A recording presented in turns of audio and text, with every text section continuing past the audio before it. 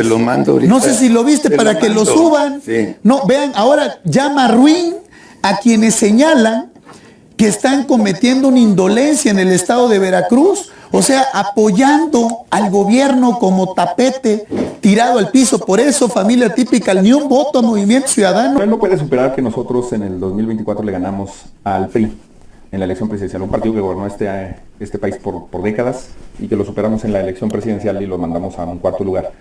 Y que creo que es una derrota que exhibe cuáles son los resultados de él como dirigente. Pero nosotros hemos hecho encuestas, la sociedad lo tiene bien ubicado. De hecho, creo que es el peor daño que le ha pasado a ese partido. Y yo he decidido dejar de contestarle, de responderle, si tú lo ves, porque me parece que es rebajarse a un nivel. La forma, la vulgaridad en la que él ya se suele expresar, creo que ha ido evidenciando que pues hay un desquiciamiento de su personaje y que está muy desesperado. Y que uno no puede rebajar a ese nivel de debate. De hecho, a mí lo que él hizo con Oroña en el Senado me parece pues patético. Hola amigos, un gusto saludarlos desde su canal Legión Política. Jorge Álvarez Maínez, el presidente del partido de MC, le responde a Alito Moreno, el presidente de lo que queda del PRI. Y hay un señalamiento muy importante donde dice, ya supérame. No supera a Alejandro Moreno, que ya va a desaparecer lo que queda del PRI. Así es, amigos, amigas. Vamos a ver esta entrevista que le dan a Álvarez Maínez. Pero primero, ¿de dónde se origina tanto rollo, tanto conflicto, cuando Alejandro Moreno llama timorato a Álvarez Maínez? Lo vemos y lo comentamos. No sé si viste el mensaje en la cuenta de X de este timorato cobarde de Álvarez Maínez. Te lo mando ahorita. No sé si lo viste para que lo suban. Sí. No, vean, ahora llama ruin a quienes señalan que están cometiendo una indolencia en el estado de Veracruz, o sea, apoyando al gobierno como tapete tirado al piso. Por eso, familia típica, ni un voto a Movimiento Ciudadano. Muchos de los que criticaron de forma consistente que el expresidente López Obrador no acudiera a zonas afectadas, hoy critican la presencia de la presidenta en el norte de Veracruz. Me parece ruin, en las tragedias no puede haber cálculos políticos, hace bien la presidenta en dar la cara. En todo caso, lo que se debe exigir son soluciones de fondo en la región, como la infraestructura que merecen y nunca se realizó, particularmente un sistema de drenajes profundos. Oye, ni siquiera, Carlos, familia Está típica. descubriendo el mundo. A ver, ni siquiera. ¿Cuánto tiempo llevamos hablando la de los dirigente de drenajes Morena profundos? Es increíble. Ni siquiera la dirigente de Morena salió a defender al gobierno como salen los del MC. No sé si viste el... Sí, bueno, yo creo en los liderazgos colectivos. Trato de platicar continuamente con el propio Dante Delgado, que tiene un rol hoy en Movimiento Ciudadano, con los coordinadores parlamentarios, con el coordinador de los senadores, la coordinadora de los diputados, los vicecoordinadores, con los gobernadores, los alcaldes de Movimiento Ciudadano, los diputados locales, porque yo siempre he creído en los liderazgos colectivos. Creo que los liderazgos individuales, jerárquicos, muy verticales, han hecho mucho daño en la política del país, y que una de las cosas que hay que cambiar en el país es la idea de que vamos a encontrar una persona iluminada que cambie las cosas con su liderazgo. Yo lo que creo es que hay que construir un movimiento colectivo que transforme muchas cosas desde la cultura, incluso desde la cultura misma, que da lugar a muchas de las prácticas. Y hemos tratado de implementar eso en Movimiento Ciudadano. Creo que tuvimos un buen resultado en Veracruz y Durango, consolidándonos en Puebla en la elección extraordinaria como la segunda fuerza política del país. Las últimas encuestas nacionales así nos colocan como la segunda fuerza, y hemos encontrado una definición también para este momento de Movimiento Ciudadano. Los partidos que gobernaron México por más de 80 años, el PRI y el PAN, han insistido mucho en ser una oposición a Morena, y nosotros hemos dicho que nosotros somos una alternativa, Morena, que vamos a ser la alternativa de futuro de México. También hay que proponer alternativas y soluciones y ponerlas en la agenda pública e impulsarlas y tratar de que se aprueben, como el tema de las 40 horas como jornada laboral con 2 días de descanso a la semana. Entonces, esa definición de ser una alternativa y no una oposición también creo que ha sido un sello de este año coordinando Movimiento Ciudadano. Ahora, también creo que el tema de la confianza que puedas generar o proyectar hacia la sociedad es complejo en el mundo político, y presentándose como una alternativa, ¿qué respuesta puedes dar? Presentarte como una alternativa, pero también traer ciertos perfiles de esos partidos que se critican, de esos partidos con los que chocan y que pues normalmente se conoce como esa vieja política. Es un equilibrio que hay que tener, porque el reto es construir una nueva mayoría, y hoy Movimiento Ciudadano ha dejado de ser un partido del 8, del 10, del 7%, y es una fuerza política que compite para ganar elecciones y que va a aspirar a gobernar México en el 2030.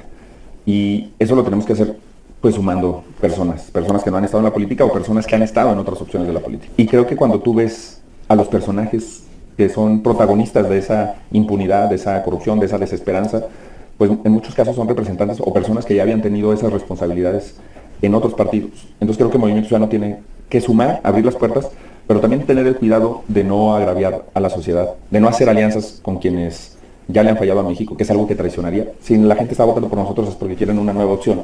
Y si nosotros nos aliamos con esos partidos, pues les diríamos entonces no hay nueva opción, van a regresar los que ya te fallaron. Y si invitamos también a encabezar nuestro movimiento a personajes que hayan sido representativos de esa corrupción, de esa impunidad, pues creo que también sería un error. Es una discusión que hay que tener con franqueza, también escuchar siempre a la sociedad cuando se dé un tipo de estos temas. Yo le he dicho, por ejemplo, creo que el año pasado hubo muchos jóvenes que dijeron, oye, a mí no me gusta la candidata que pusieron al Senado en la Ciudad de México, o que no me gusta este candidato. Y yo traté de escucharlos sin agraviar a las personas que estaban implicadas en ese señalamiento, en lo individual, en lo personal, pero sí de marcar una distancia con ciertas decisiones que hay que saber escuchar a la gente cuando te las transmite.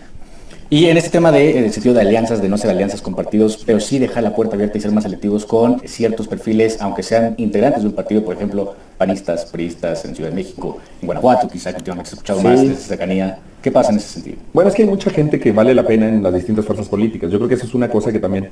Yo siempre cuando hacía política más local y de permanente contacto en colonias y comunidades, más local, le decía a la gente que no se dejaran embaucar por estos pleitos entre partidos. La gente... Oposición también, por ejemplo, tienes Alito una y otra vez, pero contra Noroña, pero contra ti, que ya parece un pleito pues, casi de vecindario. ¿Cómo tomar esto y cómo mantenerse en esa línea del diálogo? Bueno, él no puede superar que nosotros en el 2024 le ganamos al PRI en la elección presidencial, un partido que gobernó este país por décadas y que lo superamos en la elección presidencial y lo mandamos a un cuarto lugar. Y que creo que es una derrota que exhibe cuáles son los resultados de él como dirigente. Pero nosotros hemos hecho encuestas, la sociedad lo tiene bien ubicado. De hecho, creo que es el peor daño que le ha pasado a ese partido. Y yo he decidido dejar de contestarle, de responderle, si tú lo ves, porque me parece que es rebajarse a un nivel. La forma, la vulgaridad en la que él ya se suele expresar, creo que ha ido evidenciando que pues hay un desquiciamiento de su personaje y que está muy desesperado. Y que uno no puede rebajar a ese nivel de debate. De hecho, a mí lo que él hizo con Noroña en el Senado me parece pues patético. Pero además, porque lo que te decía ahorita, hay mucha gente valiosa en el PRI, con la que yo platico, con la que construimos un diálogo productivo, actores regionales, locales, nacionales del PRI, que por respeto a ellos también yo digo, yo por qué le voy a contestar a este cuate, agraviando a todo un partido, cuando pues, el asunto es de él. Claro. Y yo quiero también que la gente que vale la pena en el PRI, pues observe cómo se comporta uno y otro y tome una decisión para el futuro del país, porque para ganar la próxima elección presidencial vamos a requerir de muchas fuerzas políticas. Así lo hicimos en Veracruz, sumando a mucha gente de diferentes espectros políticos. Es la manera en la que pudimos derrotar a Morena en más de 40 municipios. Así lo hicimos en Durango y así lo vamos a hacer en el país. Y por eso, pues yo no me voy a meter a ese nivel. Cuando haya que tener un debate frontal sobre una idea, sobre una agenda, sobre un tema, pues lo tengo cotidianamente, por ejemplo, con Morena, que también ahora cada vez nos pega más. El crecimiento que ha tenido Movimiento Ciudadano evidentemente refleja, tengo una relación muy cordial. La tuve también siempre con Luisa, pero la tengo ahora también desde que coincidimos en la Cámara con Jorge Romero, con los dirigentes del Verde. Yo siempre he pensado que lo cortés no quita lo valiente. Sí. Vale la pena recordárselo. Sí, totalmente. Oye, y hablando... Que en política para ser hay que estar preparado para no ser. Y yo estoy de acuerdo con eso. Y en esos escenarios sabíamos que la campaña era complicada, que iban contracorriente, pero hubo algún punto en el que dijiste, ¿y si sí? ¿Y si sí gano? ¿Qué voy a hacer? ¿Qué va a suceder? ¿Cuáles fueron tus emociones y pensamientos en ese momento, si es que lo llegaste a tener?